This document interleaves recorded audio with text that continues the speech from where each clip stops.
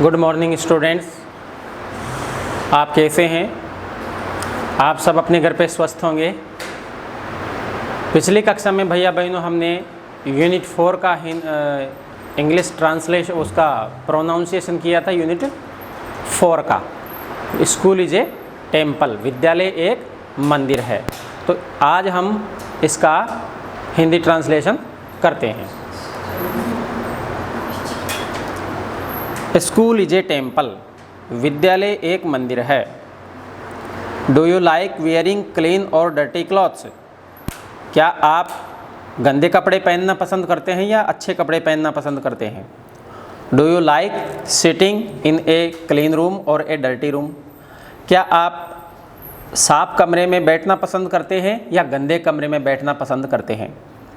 If you find there is some rubbish, waste paper, wrapper of candies, etc. lying on the floor around you, what would you do? यदि तुम कोई pencil के छिलके, rubbish रद्दी paper, waste paper, बेकार कागज़, रेपर of candies, candies के जो टॉफ़ियाँ होती हैं उनके रेपर कवर पाते हैं फर्श के ऊपर पड़े हुए, तो आप क्या करते हैं? आप क्या करोगे? एक क्लासरूम, एक कक्षा का कमरा। स्टूडेंट्स आर सिटिंग, विद्यार्थी बैठे हुए हैं। Raju the class monitor notices some bits of paper lying on the floor near Manjeet. Raju जो कक्षा का मॉनिटर है वह मंजीत के पास फर्श पर कुछ कागज़ के टुकड़े पड़े हुए देखता है। लेट्स रीड, आओ पढ़ें।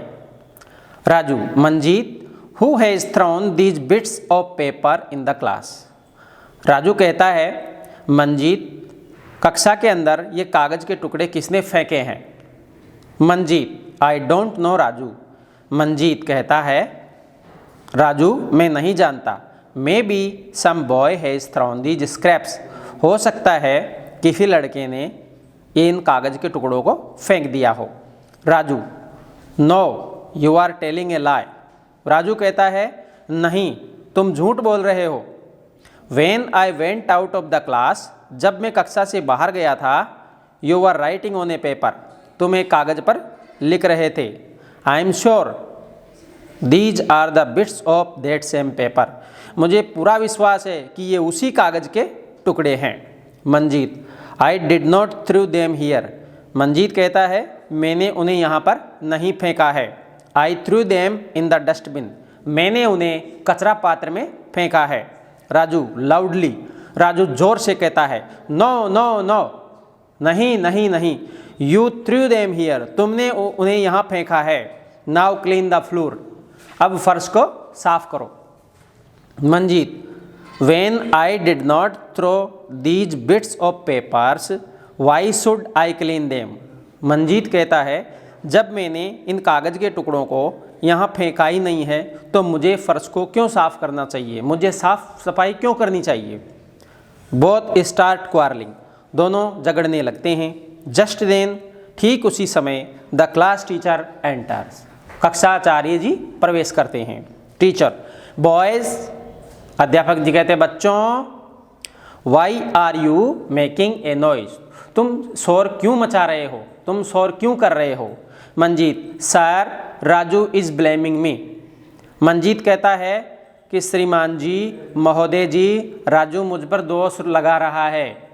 He says that I have thrown these pieces of paper here. वह कहता है कि मैंने कागज़ के इन टुकड़ों को यहाँ फेंका है। He is telling me to clean the floor also. वह मुझे फर्श साफ करने के लिए भी कह रहा है। इट्स नॉट माई जॉब, यह मेरा काम नहीं है। Teacher, boys, at first be quiet and listen to me patiently. अध्यापक जी कहते हैं, बच्चों, सबसे पहले शांत हो जाओ और मेरी बात को ध्यानपूर्वक सुनो। ऑल, हाँ, tell me if your body becomes dirty who cleans it? मुझे बताओ, यदि आपका शरीर गंदा हो जाता है तो इसे कौन साफ करता है?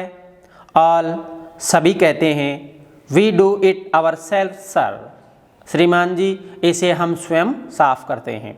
Teacher, if your room is dirty is it only your mother's duty to clean it? यदि आपका कमरा गंदा हो जाता है तो क्या यह आपकी माताजी की ही जिम्मेदारी है इसे साफ करने की? Don't you clean your room? क्या तुम अपने कमरे को साफ नहीं करते? Raju, yes sir, I clean my room my self. Raju कहता है, हाँ श्रीमान जी, मैं मेरे कमरे को स्वयं साफ करता हूँ। Teacher, good Raju. अध्यापक जी कहते हैं, बहुत अच्छा Raju. Neha, sir I also sweep my room.